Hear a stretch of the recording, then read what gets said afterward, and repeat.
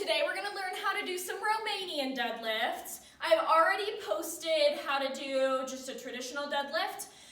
So this one is having our hips in a fixed position and you're just more extended up so your knees aren't bent as much. It's a lot more targeting to your hamstrings and your back, which is a good thing. We just want to make sure that there's no pain there. So it's a really good exercise. Don't forget, we want to make sure we're picking it up, understanding that it's heavy because we're about to lift it, so we know it's heavy, but make sure you have really good form when you pick it up and put it back down. So I'm using dumbbells to show you today, but you can use bands, you can use a barbell, you can use a precept bar, or dumbbells, or kettlebell even if you want to.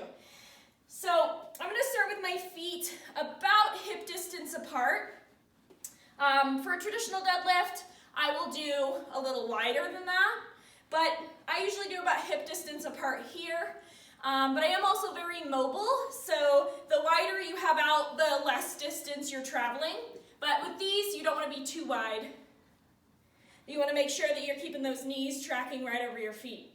So I'm going to pull my shoulders back. I want a really neutral spine the entire time. I'm sending my hips back so that my body is out of the way so that the weights that I'm using can come straight down and straight back up. So a really efficient bar path or dumbbell path.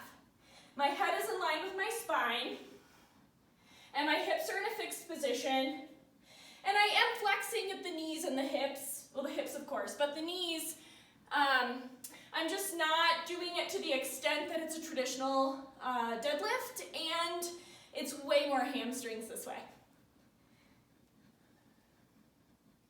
And you can usually feel that end range of motion when your hamstrings are really loaded and tight, and if I were to go down past that, I would reach, and you don't want to ever see that you're having disengagement here in your lats, because if you let that happen, that's going to translate right into your lower back, and then that's not going to feel very good, and we're also not using the muscles that we're intending to use.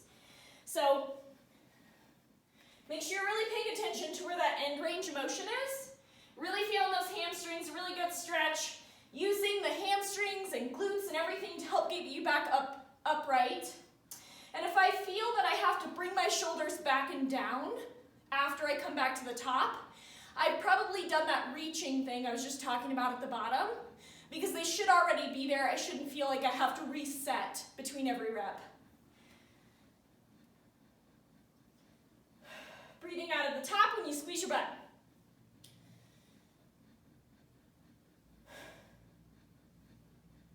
And you want to make it really sending those hips back, and you're trying to keep the weight as close to your body as you can, because if you're bringing it out here, that's making it a lot harder because it's further away from your midline.